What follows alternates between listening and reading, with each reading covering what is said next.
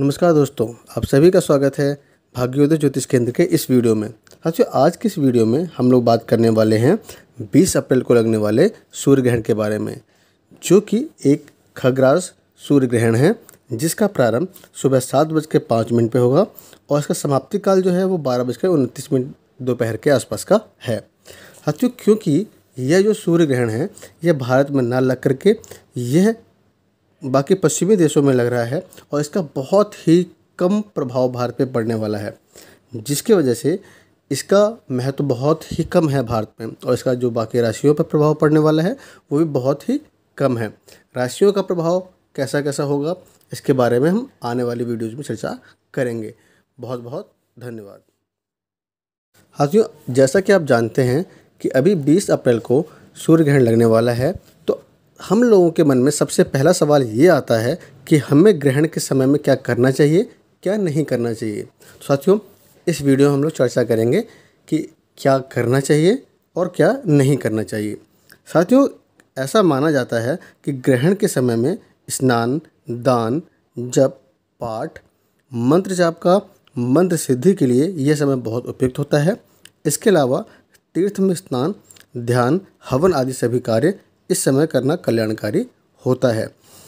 ऐसी मान्यता है कि इस समय में जो भी कार्य यानी जो भी मंत्र जाप आप करते हो उसकी सिद्धि बहुत आसानी से हो जाती है। इसके अलावा अब हम दूसरे वीडियो में बात करेंगे कि हमें क्या क्या नहीं करना चाहिए। धन्यवाद। साथियों, अपने पिछले वीडियो में हमने बात किया था कि ग्रहण काल में हमें क्या करना चाहिए और अब हम आज की इस वीडियो में बात करेंगे कि ग्रहण काल में हमें क्या क्या नहीं करना चाहिए। तो साथियों, ऐसी मान्यता है कि ग्रहण काल में मूर्ति को स्पर्श करना, अनावश्यक खाना पीना, फिजिकल रिलेशनशिप बनाना, सोना, नाखून काटना आदि कार्य नहीं करने चाहिए। हमारे शास्त्रों में इनका वर्जित बताया गया है। इसके अलावा आप इस समय में कोशिश कीजिए, जैसा मैंने पिछली वीडियो में बताया था कि आपको इस समय में मंत्र जाप करना, भगवान की पूजा पाठ करना, इन सबको करना चाहिए। हाँ, लेकिन ध्यान रखें कि इस समय में आपको मूर्तियों का स्पर्श नहीं करना चाहिए, ऐसा शास्त्र बताते हैं। इसके अलावा कोशिश कीजिए कि जितना समय आपको मिले इसमें भगवान का ध्यान कीजिए। बहुत बहुत धन्यवाद। नमस्कार दोस्तों, अब बात कर लेते हैं हम लोग कि 12 राशियों में किन किन राशियों पे क्या क्या प्रभाव पड़ने वाला है इस सूर्य ग्रहण का। तो शुरुआत करते हैं मेष राशि से। साथियों, इस बार मेष राशि के जातकों के लिए यह थोड़ा समय उपयुक्त नहीं है, क्योंकि जो यह ग्रहण पड़ने वाला है वो मेष राशि पर ही पड़ने वाला है। इस समय में मेष राशि के जितने जातक हैं उन सभी के ऊपर कहीं ना कहीं ये प्रभाव पड़ने वाला है कि उनके जीवन में कुछ उतार चढ़ाव देखने को मिलेंगे, क्योंकि हो सकता है कि ग्रहण आपके ही राशि में पड़ रहा है, तो कहीं ना कहीं मान सम्मान में भी थोड़ी बहुत हानि होती हुई दिख सकती है।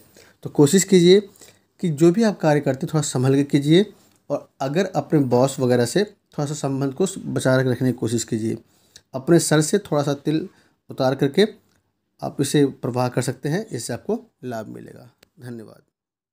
नमस्कार साथियों, अब बात करते हैं कि यह जो सूर्य ग्रहण है इसका प्रभाव वृष राशि के जातकों पर क्या पड़ने वाला है। साथियों, क्योंकि अभी यह जो ग्रहण पड़ रहा है वो मेष राशि पे है, तो हल्का फुल्का प्रभाव आपके ऊपर भी पड़ेगा, लेकिन इससे कोई बहुत ज़्यादा नुकसान आपको नहीं होने वाला। हाँ, ये भी हो सकता है कि अगर आपकी जो कहीं आपने अभी इस समय बाहर जाने का या विदेश यात्रा का कुछ योग आपने अगर कुछ सोचा हुआ भी है, तो यहाँ पर आने वाले 1-2 महीने में इसमें कुछ पॉजिटिव वेव्स मिलती हुई दिखाई दे रही हैं। कोशिश कीजिए कि अगर आपने कोई प्लानिंग किया हुआ है तो इसको अच्छे से इम्प्लीमेंट कीजिए, ताकि आपका जो ये समय है इसको आप बाहर जाने के पर्पज़ से आप काफ़ी अच्छा कर पाएँ। और कोशिश कीजिए कि अपने वाइफ का थोड़ा ध्यान रखिए और घर में जो बुज़ुर्ग हैं उनकी सेवा कीजिए। आपको कोई भी हानि से होने वाली नहीं दिखाई दे रही है, इवन फ़ायदा होता हुआ दिखाई दे रहा है। धन्यवाद। अब बात कर लेते हैं मिथुन राशि के जातकों पे इस ग्रहण का क्या प्रभाव पड़ने वाला है।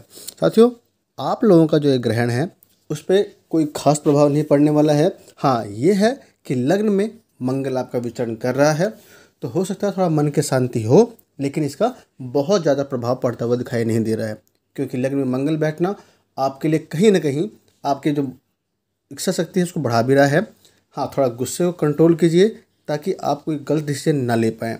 और क्योंकि यह जो ग्रहण है आपके 11वें भाव में बन रहा है, तो कहीं न कहीं आपकी जो इनकम है उसमें कुछ प्रभाव होता हुआ भी दिखाई दे रहा है। कोशिश कीजिए कि इस समय का सदुपयोग करते हुए अपने इनकम को बढ़ाने की कोशिश कीजिए, जिससे कि आपका जो इनकम है वो बढ़े। बाकी यह अन्य सभी चीज़ों के लिए आपका ये समय है वो उपयुक्त है। बहुत बहुत धन्यवाद। अब बात करते हैं कि कर्क राशि के जातकों पर इस सूर्य ग्रहण का क्या प्रभाव पड़ने वाला है। तो जैसा कि मैंने बताया कि यह सूर्य ग्रहण भारत के लिए बिल्कुल बहुत आंशिक रूप से मान्य है, इसलिए और ऊपर से कर्क राशि के जो जातक हैं उनका यह प्रभाव, ये जो ग्रहण पड़ने वाला है वो उनके 10वें भाव पे पड़ने वाला है। तो कहीं ना कहीं आपका जो वर्क प्लेस है, जहाँ पे आप कार्य करते हैं, वहाँ पर कुछ न कुछ बेनिफिट मिलता हुआ दिखाई दे रहा है, क्योंकि आपके 10वें भाव में बुधादित्य योग बन रहा है और बुध, सूर्य, चंद्रमा तीनों आपके 10वें भाव में हैं। हाँ, थोड़ा सा दिक्कत यह है कि आपका यहाँ राहु बैठा हुआ है जिसके वजह से ग्रहण लगा है। तो कोशिश कीजिए कि फालतू के किसी भी बातों में ना पड़े और अपने कार्य से मतलब रखिए। आपका इस समय आपके वर्क प्लेस में आपका नाम प्रसिद्धि बढ़ती हुई दिखाई दे रही है। बहुत बहुत धन्यवाद। साथियों, अब बात करते हैं कि सिंह राशि के जातकों पर इस ग्रहण का क्या प्रभाव पड़ने वाला है। साथियों, क्योंकि सिंह राशि का इस जो ये ग्रहण पड़ रहा है वह उनके 9वें स्थान पर पड़ रहा है, तो इन लोगों को थोड़ा सा अगर ये ध्यान देते हैं तो इनका, क्योंकि पंचमेश का 9वें भाव में बैठना कहीं न कहीं इनके भाग्य की बढ़ोतरी करता हुआ दिखाई दे रहा है और यहाँ पर भाग्य से इनको मदद मिल सकती है। इसलिए इस समय को आप थोड़ा सावधानी से इस्तेमाल कीजिए, ताकि यह जो समय है वो आपको कुछ अच्छी चीज़ों को दे पाए। और थोड़ा ध्यान दीजिए, कहीं ना कहीं आपको अपने पिता का ध्यान देना चाहिए। अगर पिताजी का थोड़ा स्वास्थ्य खराब होता है तो वहाँ पर उनको थोड़ा ज़्यादा केयर करने की ज़रूरत है। इसके अलावा बाकी यह समय आपके लिए काफ़ी फेवरेबल है और आप इसका यूटिलाइजेशन कर सकते हैं। धन्यवाद। कन्या राशि के जातकों पर इस सूर्य ग्रहण का क्या प्रभाव पड़ता है, इस पर भी थोड़ी चर्चा कर लेते हैं। साथियों, क्योंकि यह जो ग्रहण है वह कन्या राशि के जातकों के लिए 8वें भाव में पड़ रहा है, तो इसलिए जितने भी कन्या राशि के जातक हैं उनको इस समय थोड़ा सावधान होना चाहिए। जीवन में कुछ अप्रत्याशित घटनाएं घट सकती हैं। इस समय को बहुत ज़्यादा ध्यान से आपको व्यतीत करना चाहिए, या फिर इसको एक तरह से आपको किस तरह कोशिश करना चाहिए कि इस समय के साथ कोई दिक्कत ना हो। यहाँ पर कुछ अचानक घटनाएं घट सकती हैं, हो सकता है कुछ एक्सीडेंट या दुर्घटना भी हो जाए, तो इसलिए कोशिश कीजिए कि फालतू की यात्राएं ना करें और इस समय में थोड़ा सा सब्र से काम लें। यहाँ पर 8वां भाव थोड़ा सा आपका एक्टिवेट है और वहाँ पर राहु का होना कहीं ना कहीं थोड़ा दिक्कत दिख रहा है, लेकिन एक उपाय ये भी है कि भगवान सूर्य की उपासना करना आपके लिए हितकर हो सकता है। धन्यवाद। साथियों, अब बात कर लेते हैं तुला राशि के जातकों पर यह ग्रहण कैसा प्रभाव डालने वाला है। साथियों, क्योंकि तुला राशि के जातकों के लिए यह ग्रहण उनके 7वें भाव में पड़ने वाला है, तो यह समय 7वें भाव में पड़ने की वजह से जितने भी जातक तुला वाले हैं उनको कहीं ना कहीं कुछ न कुछ लाभ तो होगा, इसमें कोई भी संदेह नहीं है।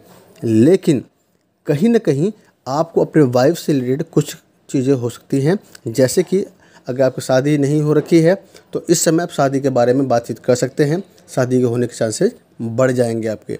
इसके अलावा अगर आप कहीं पार्टनरशिप में कोई बिजनेस स्टार्ट करना चाहते हैं तो आपके लिए यह समय थोड़ा लाभकारी हो सकता है। लेकिन याद रखिए कि आपको जिससे पार्टनरशिप करनी है उसको थोड़ा सा अच्छे से जांच परख करके ही कीजिएगा और कोशिश कीजिए जो भी कोई पार्टनरशिप वाला काम हो उसमें रिटर्न प्रूफ जरूर होना चाहिए। धन्यवाद। अब बात करते हैं वृश्चिक राशि के जातकों पर क्या प्रभाव पड़ने वाला है इस ग्रहण का। साथियों, वृश्चिक राशि के जातकों के लिए यह ग्रहण 6ठे भाव में पड़ने वाला है, तो यह समय उनके लिए थोड़ा सा उपयुक्त नहीं है। तो अब इस समय में क्या करना चाहिए, क्या नहीं करना चाहिए, इसके बारे में बात कर लेते हैं। साथियों, इस समय में अगर आपके फैमिली में या फिर आपको कोई भी परेशानी या बीमारी होती है तो उसका बहुत ज़्यादा ध्यान रखना है, अपने शारीरिक स्वास्थ्य का बहुत ज़्यादा ध्यान देना है। इसके अलावा कोई भी कर्ज या फिर किसी से फालतू के वाद विवाद में नहीं पड़ना है। गलती से भी किसी कोर्ट केस में तो बिल्कुल भी नहीं। कोशिश कीजिए अगर हो पाए तो मंगलवार का व्रत रखना शुरू कीजिए। 11 या 21 अपने हिसाब से आप देख लीजिए कितना रख सकते हैं, अब वो कीजिएगा, उससे आपको थोड़ा लाभ मिलेगा। बहुत बहुत धन्यवाद। अब बात करते हैं धनु राशि के जातकों पर इस ग्रहण का क्या प्रभाव पड़ने वाला है। तो साथियों, धनु राशि के जातकों के लिए यह जो ग्रहण है वह उनके पंचम भाव पे पड़ने वाला है, जो कि कहीं ना कहीं उनके लिए थोड़ा सा लाभदायक हो सकता है। कोशिश कीजिएगा कि इस समय को अपने अनुरूप ढालने की कोशिश कीजिएगा, क्योंकि इस समय आपके अपने जो पुराने जन्म जो दूसरे जन्म के जो कर्म थे उसका फल आपको मिलेगा। लेकिन थोड़ा सा इसमें दिक्कत तो रहेगी ही, क्योंकि यहाँ पर राहु बैठा हुआ है। राहु पंचम भाव में जब भी विचरण करता है तो संतान पक्ष को कुछ न कुछ दिक्कत जरूर देता है, तो संतान पक्ष को थोड़ा ध्यान रखिएगा। बाकी अदरवाइज आपके लिए ये समय काफ़ी उपयुक्त है। पढ़ाई कर रहे हैं या किसी कंपटीशन की तैयारी कर रहे हैं तो कीजिए, इसमें आपको लाभ मिलता हुआ दिखाई दे रहा है। बस एक चीज़ ध्यान रखिए कि अगर आप संतान पक्ष को थोड़ा सा ध्यान दे लेंगे तो यह समय आपके लिए काफ़ी उपयुक्त रहेगा। धन्यवाद। अब बात करते हैं कि मकर राशि के जातकों के लिए यह ग्रहण कैसा होने वाला है। साथियों, क्योंकि आपके ये चौथे भाव पे यह ग्रहण पड़ रहा है और ग्रहण चौथे भाव में पड़ना और यह आपके हृदय क्षेत्र में सुख भाव में पड़ रहा है, तो कहीं ना कहीं आपके घर में सुख की कुछ ना कुछ तो कमी करता हुआ दिखाई दे रहा है। घर में अशांति का माहौल हो सकता है। आपने कोई प्रॉपर्टी लेने के बारे में डिस्कशन चल रहा हो तो यहाँ पे उसमें थोड़ा सा विलम्ब होता हुआ दिखाई दे रहा है। कोशिश कीजिए कि अगर आप कोई प्रॉपर्टी लेते भी हैं तो पहले उसके सारे पेपर्स को अच्छी तरह जांच लीजिए, ताकि कहीं भी कोई संशय का विषय ना बचे। और कोशिश कीजिए कि यह समय थोड़ा सा ध्यान दे करके ही आपसे अपना यूज कीजिए, क्योंकि इस समय में कहीं ना कहीं आपको थोड़ा सा लॉस होता हुआ दिखाई दे रहा है। तो इसलिए आप कोई भी काम कीजिए थोड़ा संभल के कीजिए, और जिससे कि आपको दिक्कत ज़्यादा ना हो। धन्यवाद। साथियों, अब बात करते हैं कि कुंभ राशि के जातकों पर यह ग्रहण किस प्रकार के प्रभाव डालने वाला है। साथियों, क्योंकि यह ग्रहण आपके तीसरे भाव पे पड़ने वाला है, तो यह समय आपको काफ़ी हद तक आपके बल पौरुष में पुरुषार्थ में बढ़ोतरी करता हुआ दिखा रहा है। लेकिन यहाँ पर एक चीज़ और भी है कि आप अपने छोटे भाइयों या फिर आपके जो मित्र हैं जो आपके एज से कम हैं, उन लोगों को थोड़ा सा ध्यान दीजिएगा, क्योंकि उनके वजह से कहीं ना कहीं आपको थोड़ा लॉस होता हुआ दिखाई दे रहा है। तो अगर आप इस समय को इस रूप से देखेंगे कि आप अपने स्वयं के बल से कुछ काम आगे बढ़ा सकते हैं तो आपके लाभदायक है। लेकिन आप अपने से किसी छोटे पे भरोसा करके कोई काम करने वाले हैं तो थोड़ा सा एक बार को विचार करके काम कीजिएगा। अदरवाइज़ बाकी समय आपके लिए ठीक है। बहुत बहुत धन्यवाद। नमस्कार। अब बात करते हैं मीन राशि के जातकों पर इस ग्रहण का क्या प्रभाव पड़ने वाला है। क्योंकि मीन राशि के जातकों के दूसरे भाव पर यह ग्रहण पड़ने वाला है, इससे कहीं न कहीं आपके परिवार में कुछ न कुछ समस्या होती हुई दिखाई दे रही है। घर में कलह हो सकती है। आपको किसी भी हालत में संयम बरत करके आपको अपने परिवार को साथ में इकट्ठा रखते हुए तब ये आगे कुछ समय बिताने हैं, क्योंकि इस ग्रहण का जो प्रभाव है लगभग 1 या 1.5 महीने तक रहेगा। तो कुल 1 या 1.5 महीने का अगर आप थोड़ा सा समय को आप अच्छे से यूटिलाइज करते हो, थोड़ा ध्यान से करते हो, तो आपको कोई दिक्कत नहीं होने वाली। तो इसी तरह से आप सोच समझ करके आप इस समय को कीजिएगा। परिवार में फालतू के विवाद ना हो, इस चीज़ को बहुत अच्छे से ध्यान रखिएगा। कोई अगर बात बहस होती भी है तो इसको नेगलेक्ट करने की कोशिश कीजिए, ताकि बात आगे ना बढ़े। बहुत बहुत धन्यवाद।